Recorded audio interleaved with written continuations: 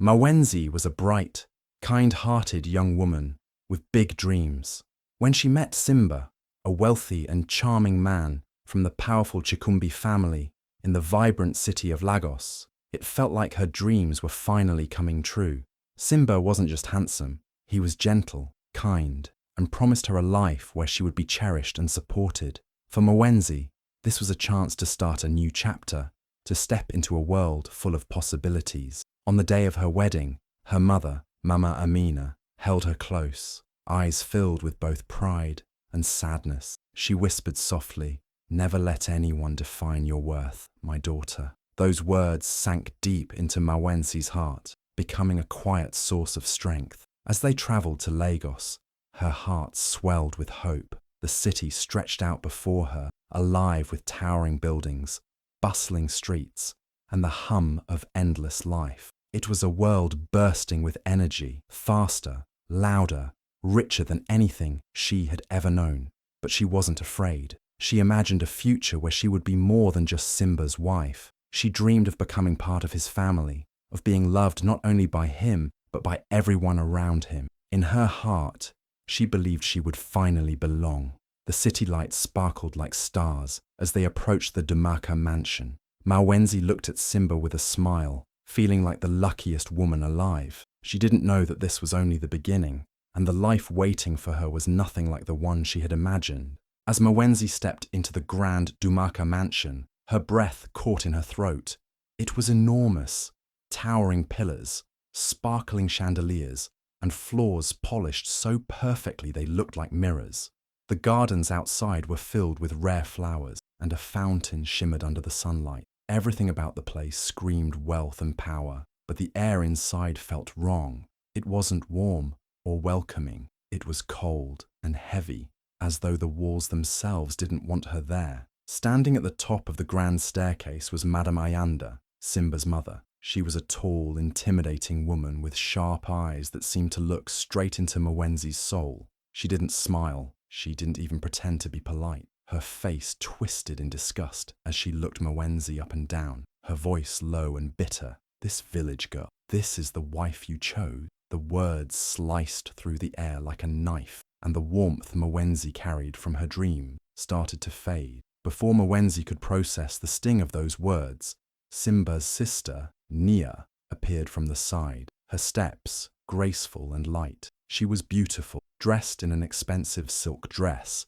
that looked like it belonged to a queen, but her beauty didn't soften her cruelty. She smirked, tilting her head as she scanned Mawenzi from head to toe. "She looks more like a servant than a wife," she said with a laugh that echoed through the marble hallway. Mawenzi felt her throat tighten, but she refused to let them see her pain. Her mother's words echoed in her heart. "Never let anyone define your worth, my daughter." She held her head high, her eyes refusing to drop. They didn't know her. They didn't know the strength she carried inside. If she worked hard enough, showed them kindness and loyalty, surely they would grow to love her. She told herself this was just a misunderstanding. They would come to see her for who she truly was.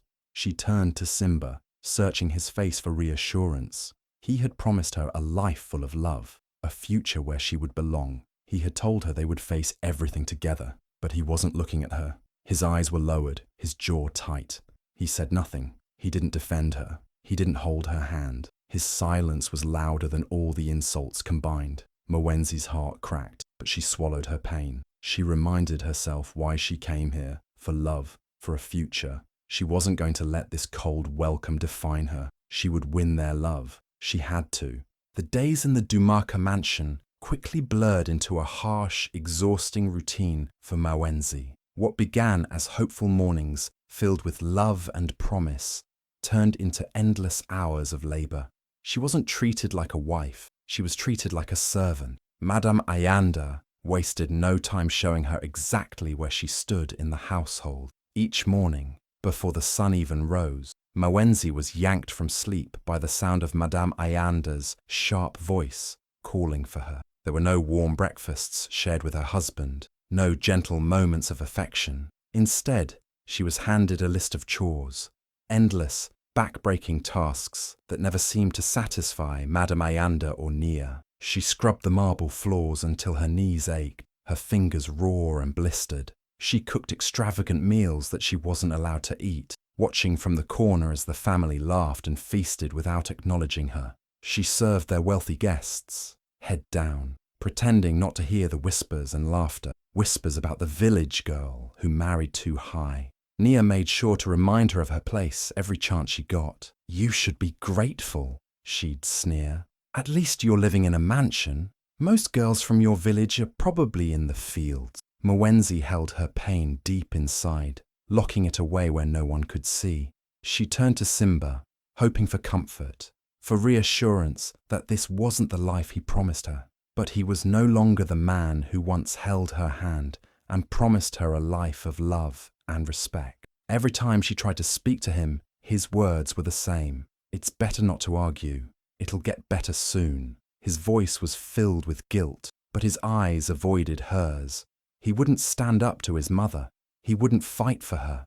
Mwenzi felt more alone than she had ever been, trapped in a house that felt more like a prison than a home. Even though her body ached and her heart felt heavy, she refused to let them break her spirit. Every time Madame Ayanda or Nia threw another insult, she repeated the same words to herself. "I am more than what they see." She held on to her mother's voice, reminding her never to let anyone define her worth. At night, when the house was finally silent, Mwenzi found a small piece of herself again. Hidden under her pillow were her late father's business journal, pages filled with his wisdom, dreams, and lessons about building a life from nothing. By candlelight, her eyes traced his words over and over, his voice echoing in her mind. She wasn't just a village girl. She wasn't a servant. She was Mwenzi, strong, smart, and capable of more than anyone in this mansion believed. As she read each night, a new dream began to grow inside her, one even stronger than the one she carried from Kibwana.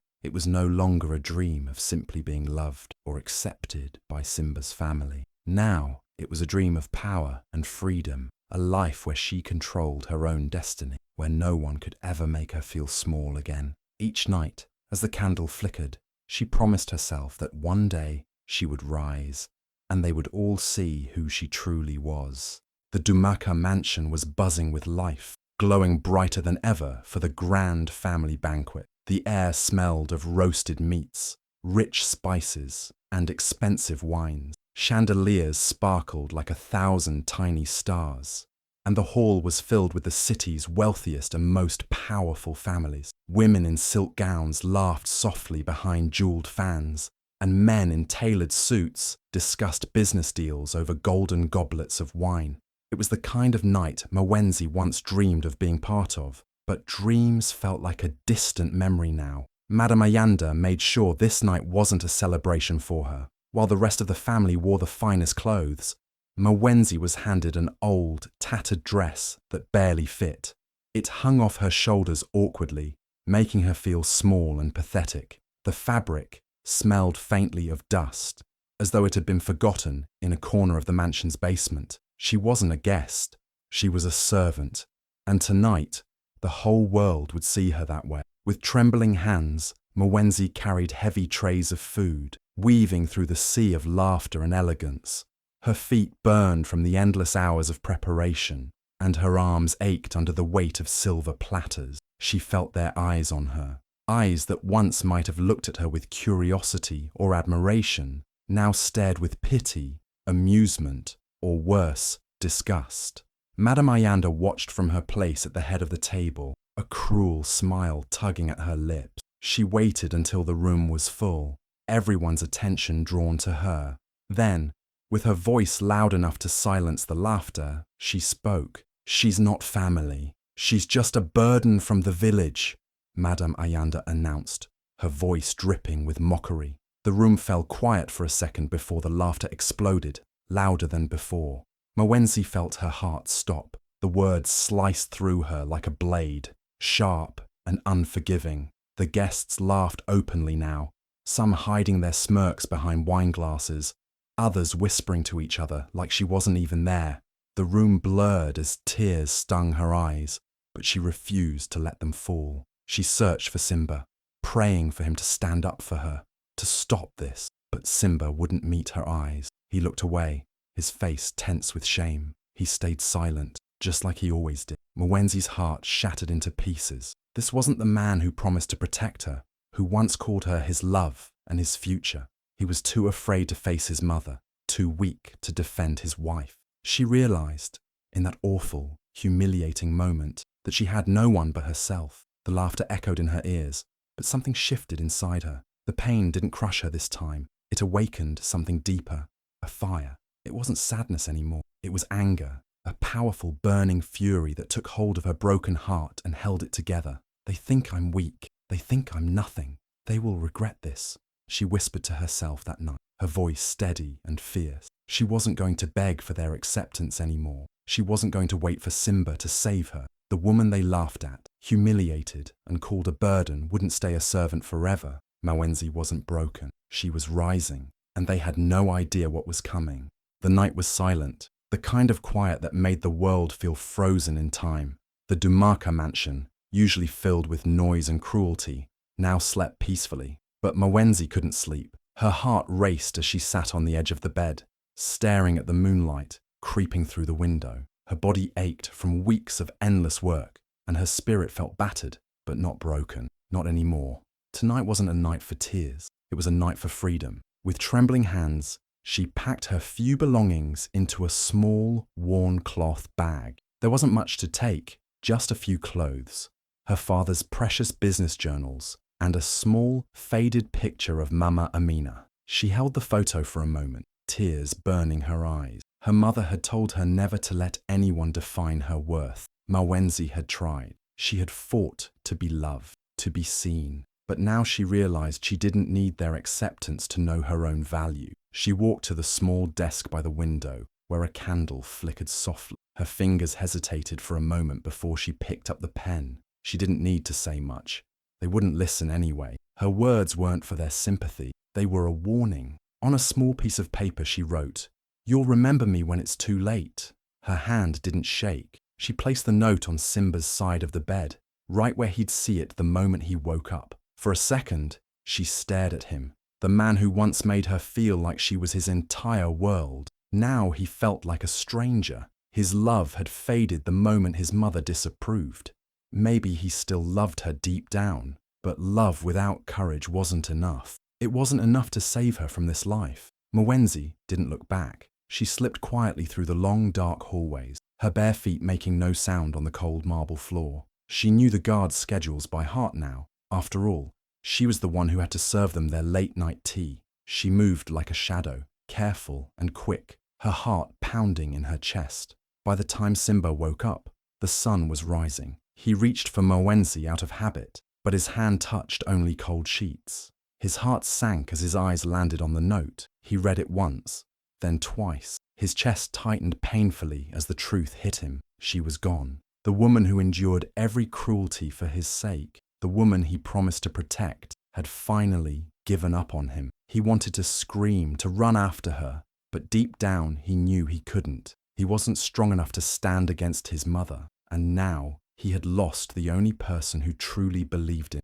When Madame Ayanda heard the news, she barely looked up from her morning tea. "She wasn't strong enough for our family," she said coldly, a smug smirk tugging at her lips. Nia laughed beside her, rolling her eyes. What did you expect? A village girl can only pretend for so long. They didn't care. They didn't realize what they had lost. Not yet. Mwenzi didn't stop walking until the Chiamaka mansion was nothing more than a distant shadow behind her. For the first time in what felt like forever, the air felt lighter. The sun felt warmer. She didn't know exactly where she was going, but she knew one thing. She wasn't running away. She was running towards something better, a new life, a new beginning, and one day they would all remember her. Mwenzi didn't look back as she walked away from the Chiamaka mansion. She didn't return to Kibwana, even though the thought of her mother's warm embrace tempted her. No, she wasn't going back as the broken girl they sent away. She would return only when she was unrecognizable, powerful, and unstoppable. Her journey led her to Kafaru, a bustling city alive with energy and opportunity. No one knew her there. She wasn't the village girl or Simba's wife. She was simply Mwenzi, and that was enough. With nothing but a small bag of clothes and her father's journals, she started over. His words, full of wisdom and lessons on business and life, became her lifeline. Mwenzi worked any job she could find. She cleaned, carried crates at the market, and even sewed clothes late into the night. Every coin she earned went into saving for something bigger. She didn't know what yet, but she knew she wasn't meant to live a small life. One day, while running errands at the market, she crossed paths with Kamari, a sharp-eyed, charismatic businessman known for turning small ventures into empires. He noticed her negotiating with a supplier, her voice steady and confident despite her worn clothes. Intrigued, he stopped her. "You're no ordinary market girl," he said, his gaze curious. "Who taught you to bargain like that?" Mwenzi hesitated, then smiled for the first time in weeks. "My father. He built a business from nothing. I watched him do it until the day he died." Kamari saw something in her: hunger, determination, and the kind of strength that couldn't be taught.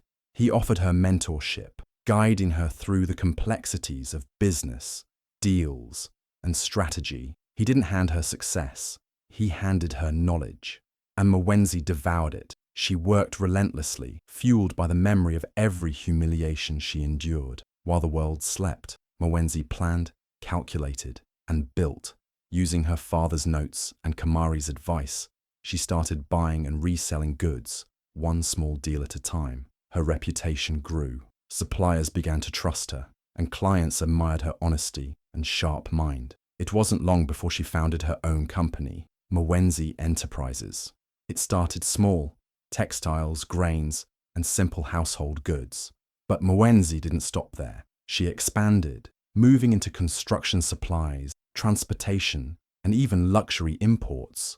Her company grew faster than anyone expected, spreading beyond Kifaru into surrounding cities.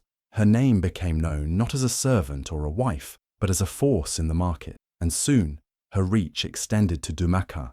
Mwenzi's company became the leading supplier in the region, outpacing even Madame Ayanda's long-established family business.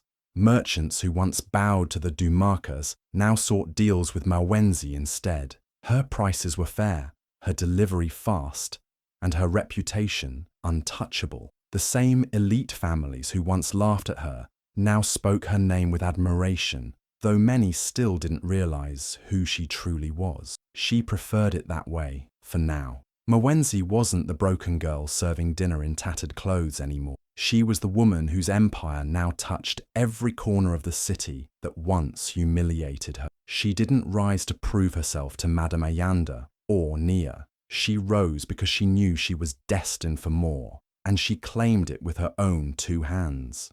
Her heart still carried the scars of the past, but they no longer defined her. Each scar was a reminder of how far she had come. Mwenzi wasn't a servant anymore. She wasn't even just a businesswoman. She was a queen, and her reign was only beginning. Months had passed, but for Mwenzi it felt like a lifetime. The woman who once walked out of the Chiamaka mansion in the dead of night, broken, humiliated, and unwanted, no longer existed. That Mwenzi died the night they laughed at her. The woman who returned now was someone else entirely. A sleek black SUV, polished so perfectly it gleamed under the afternoon sun, glided smoothly to a stop in front of the Chiamaka mansion. The very same mansion where she was once treated like a servant now stood before her like a conquered kingdom. Mwenzi didn't hesitate. As the door opened, she stepped out, her heels clicking confidently against the stone driveway.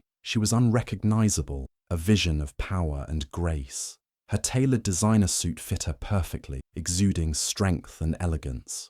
Gold earrings shimmered under the sunlight, and her hair, once tied back in a simple braid, now flowed in sleek waves. Her eyes, no longer filled with pain, burned with quiet determination. She wasn't alone this time. Behind her, a line of guards and sharp-dressed business partners followed, their presence commanding attention without a single word. Inside, Madame Ayanda was hosting yet another lavish banquet. The grand hall echoed with laughter and music, filled with Chiamaka's elite, the same people who once watched Mwenzi's humiliation with smug smile. The guests turned toward the entrance as the heavy doors swung open. The room fell silent, the music fading into nothing. Mwenzi stood there like she belonged. No, like she owned the place. Murmurs spread like wildfire. Who is she? Is that? Could it be Mwenzi? She looks like a queen. Madame Ayanda's hand trembled as her wineglass slipped from her grasp, shattering against the floor. The sound echoed through the silent room, but no one noticed. All eyes were locked on Mwenzi. The woman she once called a burden, a servant, was now untouchable. Madame Ayanda's face twisted in disbelief, her pride crumbling before everyone. Nia, standing beside her, stared wide-eyed, her usual smirk nowhere to be found. Mwenzi didn't flinch. She walked forward, her head high and her eyes unwavering. She didn't need revenge. Her presence was enough. The power she radiated was louder than any insult they had thrown at her. She didn't come back to beg for acceptance. She came back to remind them of the woman they tried to break, the woman who rose higher than they ever could.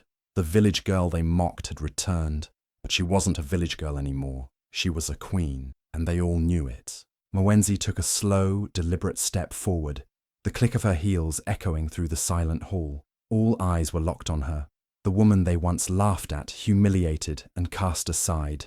She wasn't trembling anymore. She wasn't small or invisible. She stood tall, radiant, and commanding the room without even raising her voice.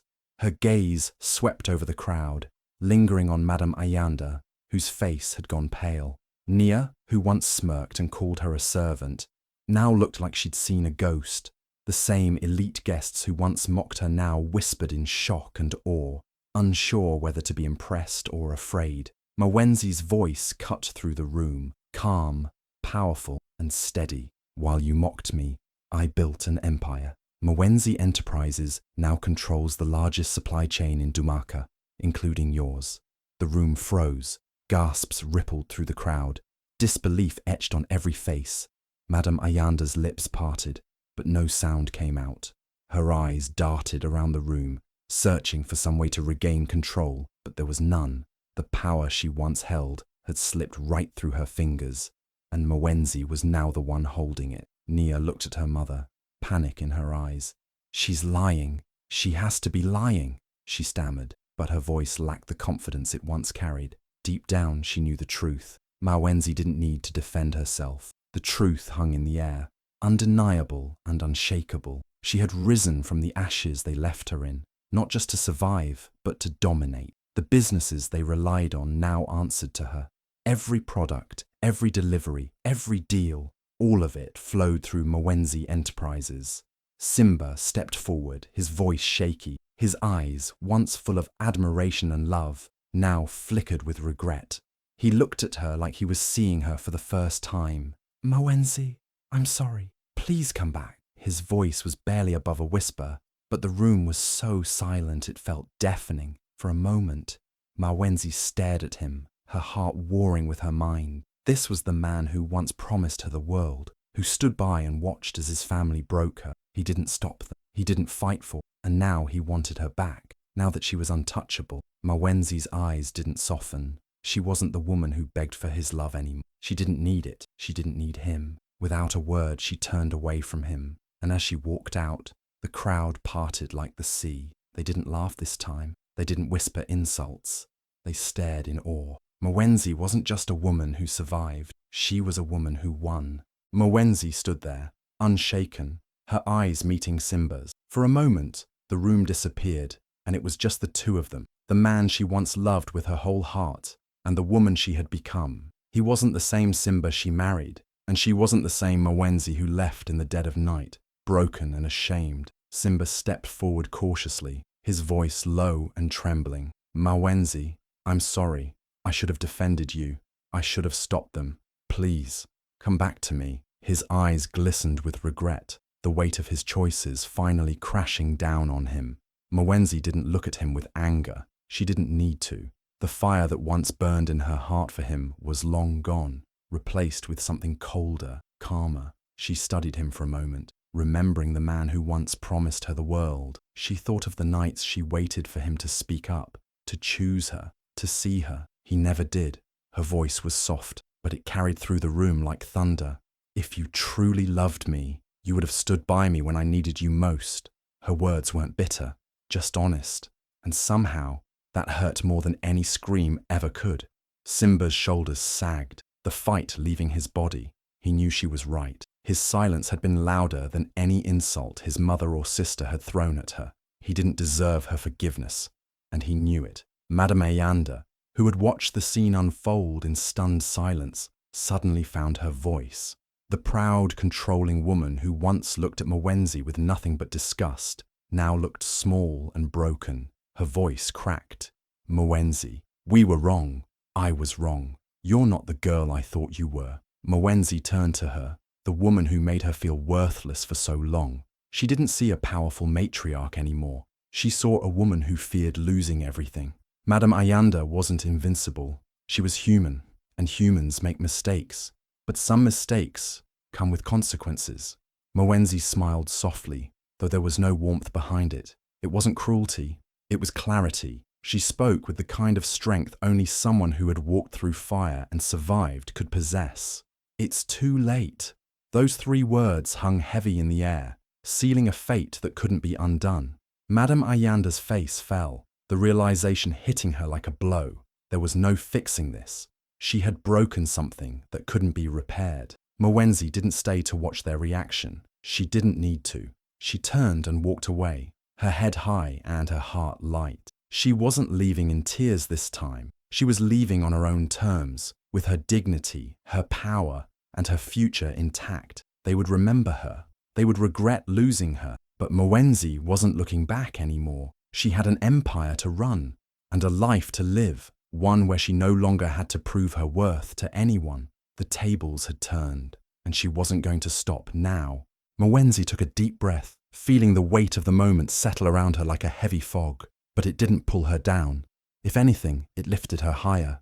Her heart no longer ached for their approval, and the pain they once caused her felt distant now, like a bad dream she'd finally woken up from. She turned away from Simba, Madame Ayanda, and Nia, from the family that never saw her worth until it was too late. Her steps were slow, steady, and deliberate, each one echoing through the grand hall. The room was silent, but the air was thick with unspoken words and shattered pride. The same people who once laughed at her, who whispered that she was nothing more than a village girl, now watched her with wide eyes, filled with awe and disbelief. Mwenzi didn't need their words. She didn't need their apology. She had already won. As she reached the door, she paused for the briefest moment, not to look back, but to listen. Behind her, Madame Ayanda's voice broke the silence, barely a whisper, but it carried across the room like a confession. We threw away a queen. Her voice trembled with something that sounded a lot like regret, but it didn't matter anymore. Mwenzi closed her eyes for a second, letting the words settle. They didn't fill her with satisfaction or pride. They didn't matter to her anymore. She had known she was a queen long before they ever realized. Without a word, Mwenzi stepped outside into the sunlight. The air felt fresher, cleaner, like freedom. Her sleek black car waited for her, shining under the sun. The driver opened the door, but Mwenzi didn't rush. She stood for a moment, letting the wind brush against her face, feeling the world she had built waiting for her. The crowd outside had gathered, people from the neighborhood, and even guests from the banquet, all craning their necks to catch a glimpse of the woman who had walked back into the Chiamaka mansion, not as a servant, but as a queen. Their eyes were filled with admiration, respect, and curiosity. They didn't see a village girl anymore. They saw a woman who had risen from nothing and built an empire. Mwenzi met their gazes with calm confidence, then stepped into her car without sparing a single glance back at the mansion. The past was behind her, and she wasn't about to drag it with her into the future. As the car pulled away, the Chiamaka mansion grew smaller and smaller in the rearview mirror. But Mwenzi didn't look. She didn't need to. She wasn't that broken girl anymore. She was powerful, independent, and finally free. Her new life waited ahead of her, and this time it was hers alone. If Mwenzi's journey inspired you, from being mistreated and underestimated to rising as a powerful, unstoppable queen, remember this: no one can define your worth but you. Have you ever faced a moment where you felt powerless, only to find strength you didn't know you had? Share your story in the comments. I'd love to hear it. Don't forget to like, share, and subscribe so you never miss more powerful, emotional stories like this one. Thank you for watching. And remember, you're stronger than they think.